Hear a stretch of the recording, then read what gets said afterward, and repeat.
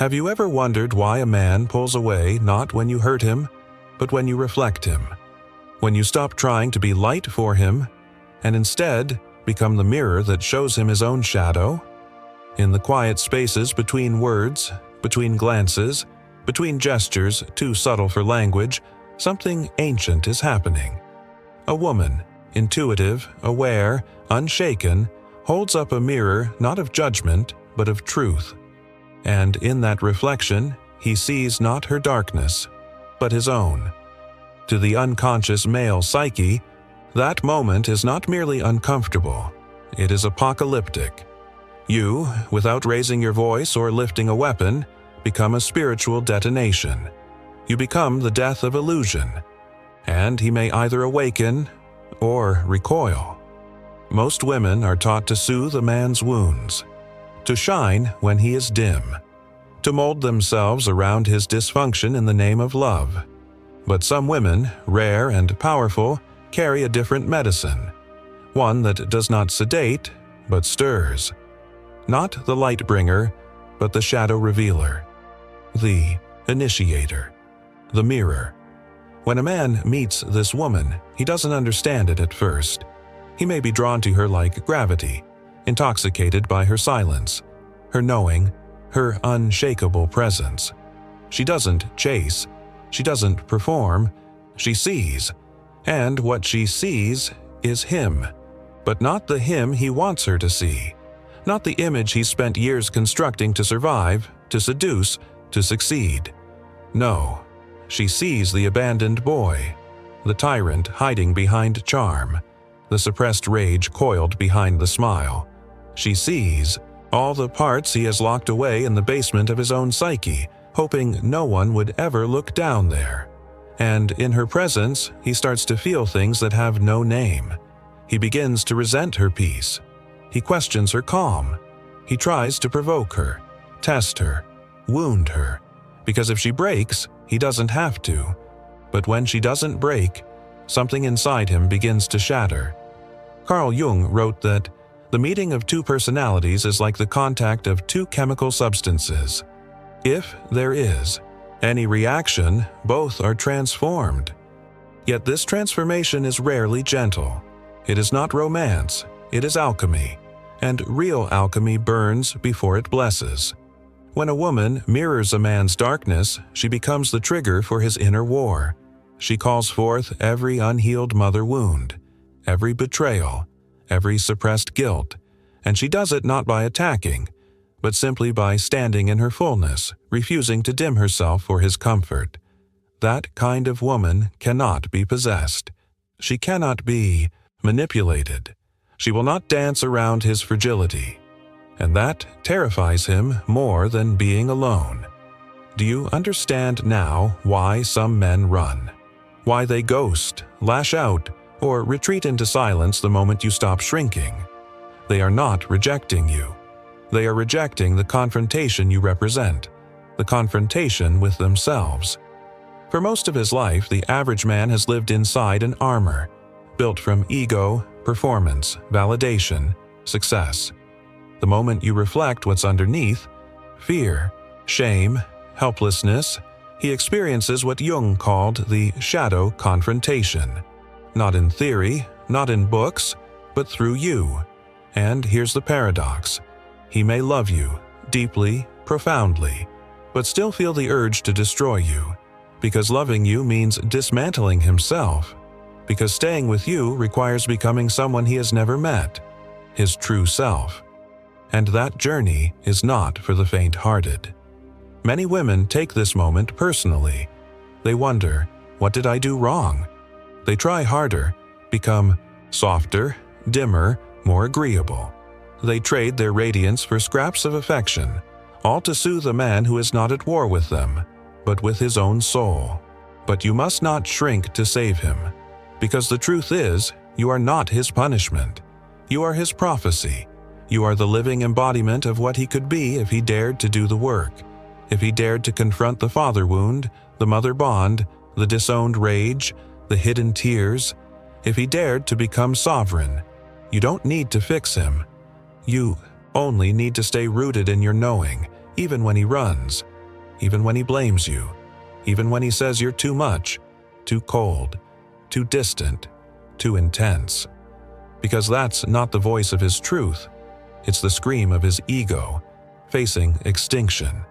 He will search for a way out, and he will call it freedom. He will look into your eyes and see not love, but a threat to his illusions. And he may leave, not because you failed to hold him, but because you refused to hold his mask. That's what most men call love, an agreement to protect each other's lies. But you weren't here to protect. You were here to awaken, and awakening is violent to the ego. It scrapes off the layers. It reveals the rot. It exposes the scaffolding he built in childhood, a scaffolding that got him through, but now keeps him small. When you mirror a man's darkness, you trigger the ancient archetype of the feminine oracle. Not the sweet maiden who waits, not the seductress who flatters. You become the woman who sits at the threshold, the gatekeeper to the underworld, and says without speaking, "If you want to know yourself, you must walk through me." You don't mean it cruelly. You don't raise your voice, but your very existence demands truth. That's why the stoic man, the emotionally untouchable man, the man who prides himself on not needing anyone, can't look you in the eye for long, because when he does, he feels, and when he feels, the foundation shakes. Carl Jung described this as the projection of the anima, the inner feminine within a man that has been split off, idealized, or demonized. When he meets a woman who carries her own darkness with dignity, his psyche tries to cast her as villain or savior, anything but what she truly is. Mirror. But if he's mature, if he's done enough inner work to endure the earthquake you bring, he might stay. Not because it's easy, but because his soul remembers. Something in him recognizes the assignment. The part of him that's tired of pretending wants to meet the part of you that never has. Yet most don't stay. They run back to comfort, to chaos, to performance. They go silent. They pick someone easier, someone less reflective, and you are left staring into the void, wondering if your power is a curse. It's not. You were not made to be easy.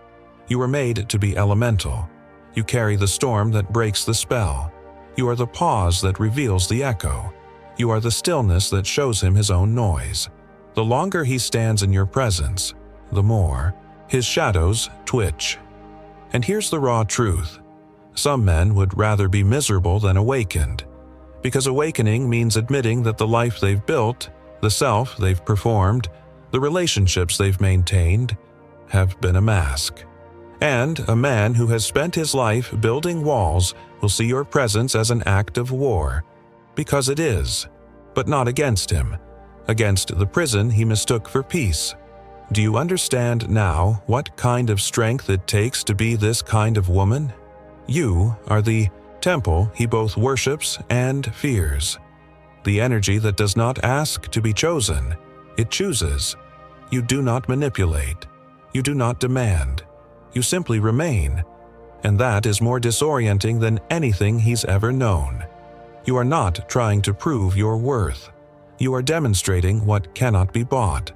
And when you do that, you awaken his deepest fear, that he might not be worthy of it. His childhood wounds resurface. His failed roles collapse. He starts to ask questions he's never dared to ask himself. Why do I need control? Why do I shut down? Why do I hurt the women who see me? Why do I fear the ones who don't need me? But unless he is brave enough to stay in that fire, he will scapegoat you. He will say you're cold, you're intense, you're dangerous. And in a way, he's right.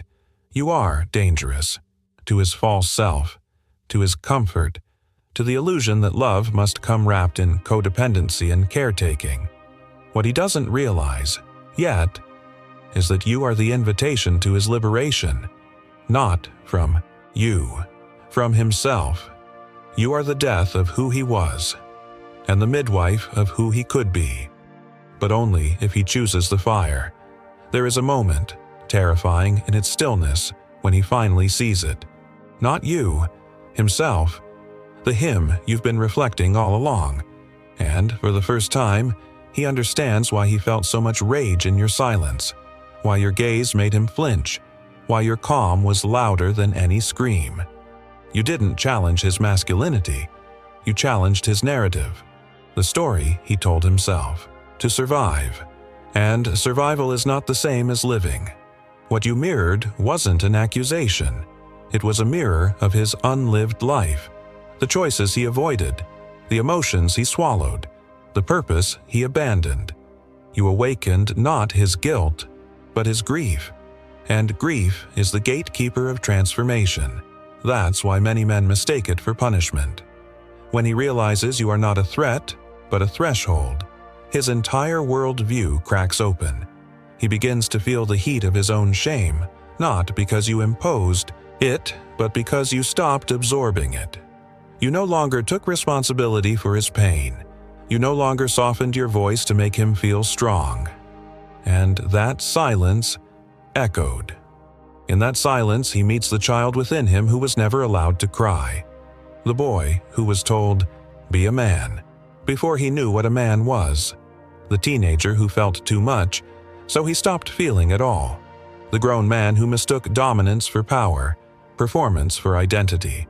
And now, here you are, not begging, not fixing, not explaining, just being, whole, grounded, undeniable. For a man who's only ever known love as transaction, your wholeness feels like rejection. He doesn't know how to receive you without earning you. He doesn't yet understand that your presence is not a prize, it's a mirror of truth. And that truth doesn't demand he be perfect. It only demands he be real. But realness is terrifying for a man who's built himself out of armor. This is where many women feel the urge to rescue, to soften the edge of his becoming, to step back into the nurturing role, not because they are weak, but because they are empathic. But true feminine power does not enable, it initiates. You are not his mother, you are his mirror, and mirrors do not chase. When you stand your ground, he is forced to choose. Does he collapse into projection or rise into presence? If he chooses presence, everything changes. Slowly, brutally, beautifully. He starts to face the parts of himself that terrified him, the parts that felt too needy, too angry, too lost. He begins to wrestle with his own inner tyrant, the part of him that would rather control than feel, the part that confuses silence with withdrawal, the part that punishes before he's ever been hurt. He'll feel exposed, vulnerable. But if he keeps going, if he chooses shadow work instead of projection, he will begin to individuate. In Jungian terms, this is the integration of the unconscious, the merging of persona and shadow, the collapse of ego-driven performance into authentic being. It's not a straight path. He will fail. He will backslide. He will want to run. But if he remembers your mirror, if he remembers how it felt to be seen without flattery, to be held without being controlled, he will return, not to be saved, but to see and to be seen. This kind of man, forged by fire, can love differently, not from need, not from fear, but from wholeness, because he has met his own darkness and did not flinch, because you, in your stillness, handed him a choice: become more than the mask, or lose what he never dared to deserve. And this is the quiet power of the feminine shadow, not the rage, not the manipulation, but the refusal to participate in illusion, the ability to stand in your own depth while the world demands surface. You are not cold, you are clear, you are not distant, you are discerning, you are not unloving, you are unwilling to love a lie, and that is why he remembers you. Even if he leaves, even if years pass, even if he builds a life without you, he will carry the echo of your presence in his bones. Not because you were the most pleasing, but because you were the most true. He may never say it aloud, not to you, not to himself, but something in him broke open the moment you refused to abandon your center. And though he might surround himself with distractions, new lovers, louder noise, deeper denial, there will always be a part of him that trembles at the memory of your gaze.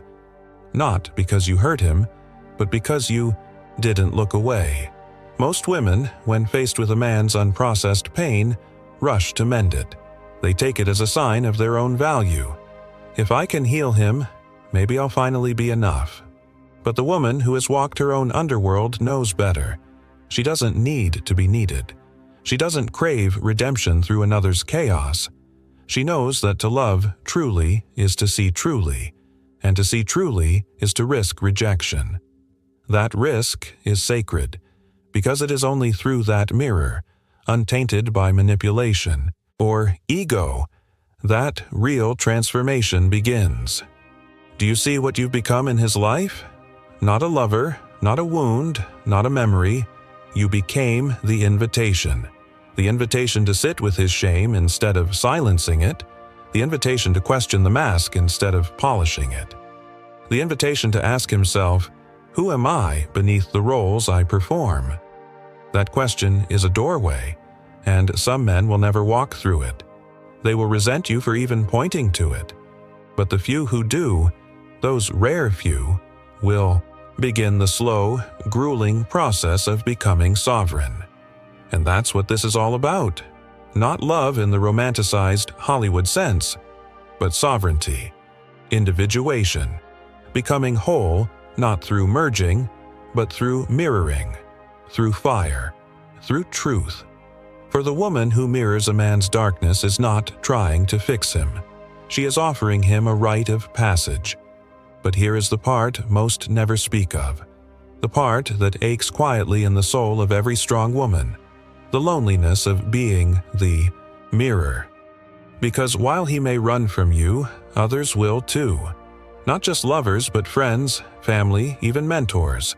People will say you're too intense, too intimidating, too honest, too much. What they mean is, you don't play the game, and you never will. Because once a woman has tasted the truth of her own depth, she cannot return to shallowness. She cannot laugh at false jokes or smile to earn approval. She cannot contort her soul to fit inside someone else's fantasy. She is not here to be palatable. She is here to be real. And in a world addicted to masks, reality is revolutionary.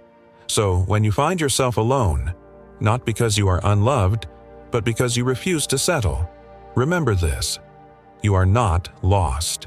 You are chosen.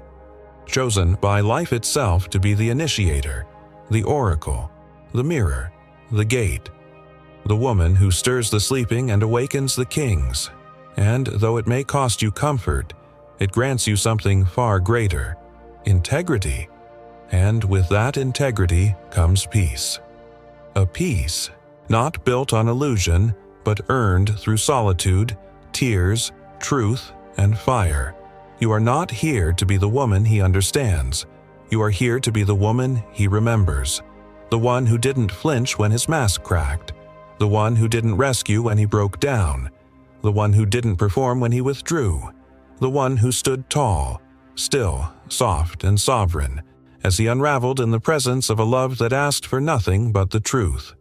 And if he rises, if he returns not to you, but to himself, then perhaps you'll meet again, not in longing, not in need, but in power. Two sovereigns, not rescuing one another, but recognizing one another. Until then, you do not wait. You walk. You walk in your knowing.